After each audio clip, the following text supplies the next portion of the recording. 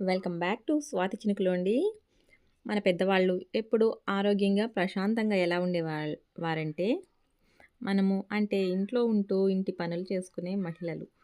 కొంచెం ఖాళీ దొరికితే ఏం చేస్తాము అంటే ఇంటి పని, వంట పని అయ్యాకండి ఇంకేం చేస్తాము, ఫోన్‌లో వీడియోస్ చూస్తాము, లేక టీవీ చూస్తాము, లేదంటే హ్యాపీగా పడుకునేస్తాము.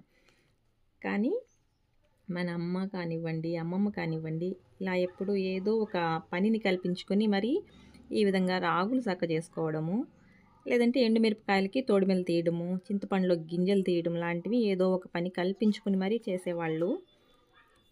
అవును కదండీ! మనందరికీ కూడా తెలిసిందే మన అమ్మను, మన అమ్మమ్మను, మన నాన్నమ్మను ఇళ్ళల్లో చూస్తూనే ఉంటాము.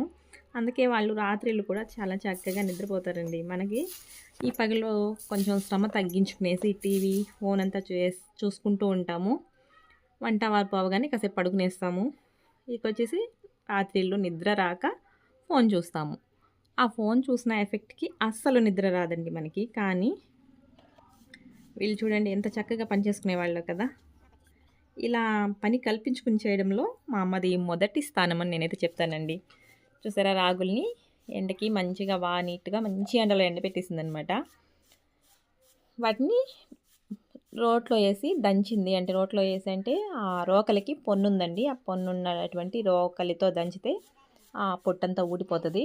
తర్వాత ఈ విధంగా నేమాలి. దాన్ని చెరగడం అనరు, నేముతారనమాట. ఆ విధంగా నేమితే పొట్టు ఒక సైడ్కి వెళ్ళిపోయి నీట్గా ఈ విధంగా రాగుల వరకు మనకి ఒక సైడ్కి వచ్చేస్తాయండి. వాటిని మళ్ళీ సపరేట్గా పోసుకొని కొంచెం కొంచెంగా తీసుకొని మళ్ళీ నేమితే అప్పుడు దాంట్లో రాగుల్లో ఉన్నటువంటి రాళ్ళు ఏదైనా చెత్తలున్నా మనకి అడుక్కెళ్ళిపోతాయి అన్నమాట.